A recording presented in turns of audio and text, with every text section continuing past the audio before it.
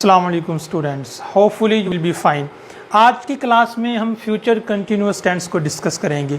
इससे पहले हम लेक्चर नंबर 7 और 8 में प्रेजेंट कंटिन्यूअस टेंस को डिस्कस कर चुके हैं, पास्ट कंटिन्यूअस टेंस को डिस्कस कर चुके हैं। आज फ्यूचर कंटिन्यूअस टेंस। फ्यूचर का क्या मतलब होता है? मुस्तकबिल। कहते हैं हर शख्स चाहता है कि अपना फ्यूचर अच्छा बनाए। मुस्तकबिल का मतलब ये है आने वाला वक्त। अगर आज अभी सुबह है तो जो आने वाली दोपहर होगी वो मुस्तकबिल होगा, शाम होगी वो मुस्तकबिल होगा, आने वाला कल वो मुस्तकबिल है, आने वाला हफ्ता वो मुस्तकबिल है। यानी जो टाइम अभी आना है वो हमारा मुस्तकबिल है।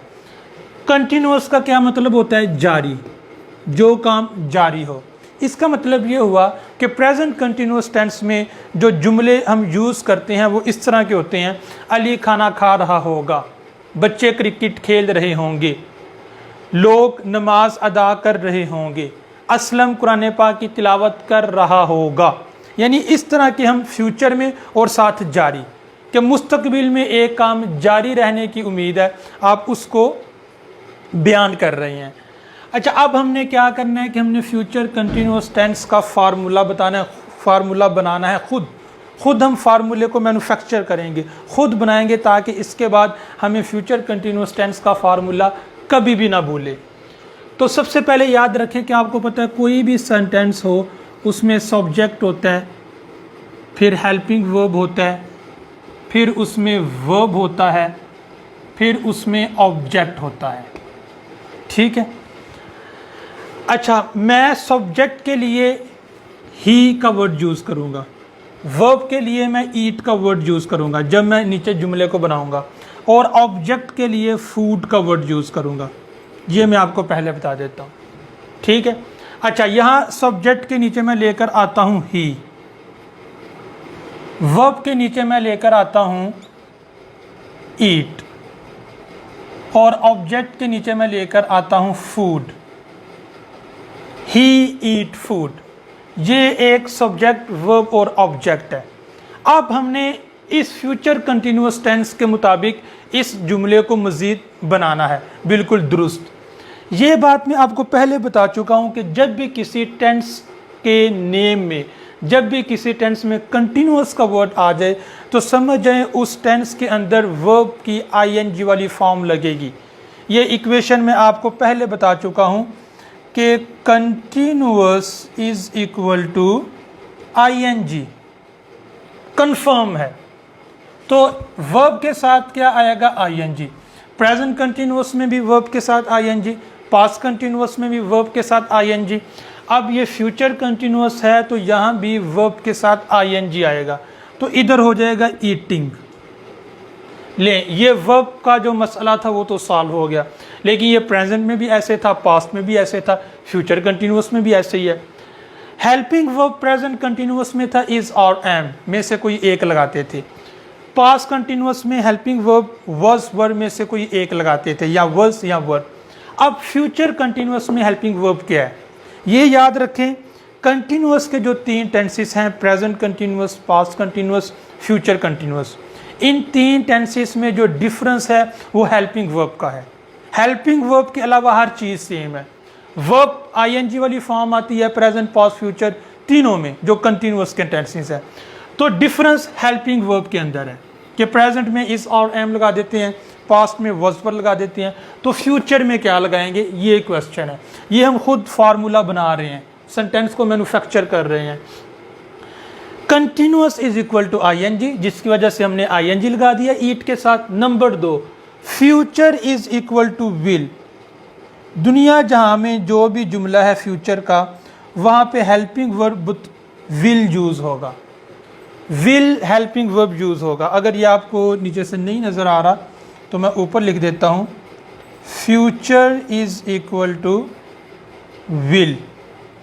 मतलब इसका ये है कि जब भी फ्यूचर टेंस होगा वहाँ पे हेल्पिंग वर्ब विल यूज़ होगा। विल बतौर हेल्पिंग वर्ब हम यूज़ करेंगे, चाहे वो फ्यूचर इंडेफिनेट है, चाहे वो फ्यूचर कंटिन्यूअस है, चाहे वो फ्यूचर परफेक्ट है, जो भी टेंस है। ये जो छोटे छोटे रूल्स हैं ना, future is equal to will, continuous is equal to ING। ये आपको टेंसेस में बहुत ज़्यादा आपकी हेल्प करेंगे। अच्छा, अब चूंकि हमें पता है कि फ्यूचर में विल यूज़ होता है, तो ये चूंकि फ्यूचर कंटिन्यूस टेंस है तो हेल्पिंग वर्ब हम यहाँ पे विल ले आएंगे। लें जनाब, अब ये हो गया ही विल ईटिंग फूड, अभी भी ये इनकम्प्लीट है। एक और तीसरा रूल आप आज के वीडियो में याद रखें। नंबर 3 ये है कि विल के बाद, ये नंबर 3, विल के बाद कभी भी सेकंड फॉर्म नहीं आती, विल के बाद कभी भी थर्ड फॉर्म नहीं आती, विल के बाद कभी भी ING वाली फॉर्म नहीं आती जिसको हम फोर्थ फॉर्म कहते हैं। विल के बाद हमेशा फर्स्ट फॉर्म आएगी विदाउट ING। अब यहाँ पे प्रॉब्लम क्रिएट क्या हो रही है, ये देखिए, यहाँ पे विल के बाद ING वाली फॉर्म आ रही है, दैट्स रॉन्ग, ये गलत है। अब इस वजह से हमारी मजबूरी थी कि हम विल के बाद बी को लेकर आएँ। ये बी भी बतौर हेल्पिंग वर्ब है और बी के बाद ING वाली फॉर्म भी आ सकती है, बी के बाद थर्ड फॉर्म भी आ सकती है, फिर कोई इशू नहीं रहेगा। तो अब ये दो, there are 2 helping verbs, will भी हेल्पिंग वर्ब है, बी भी हेल्पिंग वर्ब है। विल को तो इसलिए लेकर आए कि फ्यूचर तकाजा करता था, बी इसलिए लेकर आए कि विल के बाद ईटिंग आ नहीं था सकता क्योंकि विल के बाद ING वाली फॉर्म नहीं आती, ना ही सेकंड फॉर्म आती है ना ही थर्ड फॉर्म आती है, सिंपल ईट आ सकता था। तो इधर हमने विल के बाद बी को लेकर आए हैं। अच्छा, ING वाली फॉर्म लाना हमारी मजबूरी थी, हम जस्ट ईट नहीं थे कह सकते क्योंकि कंटिन्यूस है और continuous is equal to ING। तो जब हमने इन रूल्स को देखा तो हमारी मजबूरी थी कि हम विल के बाद बी को लेकर आए। अब हमारा ये एक कंप्लीट टेंस बन गया है, सेंटेंस बन गया। ये he will be eating food, वो खाना खा रहा होगा, इसकी जो पहचान थी रहा होगा या रहे होंगे या रही होगी फिक्रे के आखिर में। अच्छा, अब ये हमारा पॉजिटिव टेंस बन गया, मुस्बत जुमला, वो खाना खा रहा होगा। अब हमने मनफी जुमला बनाना है। मैंने आपको प्रीवियस लेक्चर्स में बताया था कि अगर आप नेगेटिव सेंटेंस बनाना चाहते हैं, कोई भी टेंस है, उसका एक ही फार्मूला है कि आप हेल्पिंग वर्ब के बाद नॉट लगा दें। 12 के 12 टेंसेस, चाहे वो एक्टिव वॉइस हैं या पैसिव वॉइस हैं, किसी भी किस्म का टेंस है, आप हेल्पिंग वर्ब के बाद नॉट लगा दें, वो नेगेटिव बन जाता है। अच्छा, अब इधर प्रॉब्लम ये है कि हेल्पिंग वर्ब 2 हैं, तो अगर 2 हेल्पिंग वर्ब्स हों या 3 हेल्पिंग वर्ब्स हों या 4 हेल्पिंग वर्ब्स हों, सपोज दैट अगर एक से ज़्यादा हेल्पिंग वर्ब्स हैं तो फिर पहले हेल्पिंग वर्ब के बाद हमने नॉट लगाना है। यानी 2 हेल्पिंग वर्ब्स हैं तो पहले के बाद नॉट लगा दें, 3 हेल्पिंग वर्ब्स हैं फिर भी पहले के बाद नॉट लगा दें। तो हम इधर नेगेटिव बनाने के लिए क्या करेंगे, he will not be eating food, वो खाना नहीं खा रहा होगा। ये देखिए, विल के बाद हमने नॉट लगा दिया, बकिया सारा उसी तरह। इसी तरह अगर आपने इंट्रोगेटिव बनाना है तो आप पहले हेल्पिंग वर्ब को उठाकर शुरू में रख दें, यानी सब्जेक्ट से पहले। तो अब हो जाएगा will he be eating food, क्या वो खाना खा रहा होगा। तो ये हो गया he will be eating food, he will not be eating food, will he be eating food. ये आपके पॉजिटिव, नेगेटिव, इंट्रोगेटिव जितनी हो सकता है आप इसकी प्रैक्टिस करें। He will be eating food, he will not be eating food, will he be eating food. अच्छा, इसमें ये आसानी है कि सब्जेक्ट चाहे जो भी है, ही, शी, इट, दे, वी, आई, जो भी है, इधर ये विल ही आएगा, विल बी। इसमें शैल भी पहले ज़्यादा यूज़ होता था, अब आम तौर पे विल बी ही यूज़ होता है।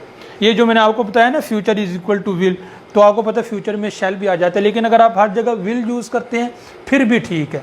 इसलिए मैंने यहाँ पे विल को रखा है ताकि आपको बेसिक अंडरस्टैंडिंग हो सके। उम्मीद है आपको ये क्लास अच्छी लगी होगी। इसको याद रखें स्टूडेंट्स, और अपने रिलेटिव्स, दोस्तों तक शेयर करें। अस्सलाम वालेकुम।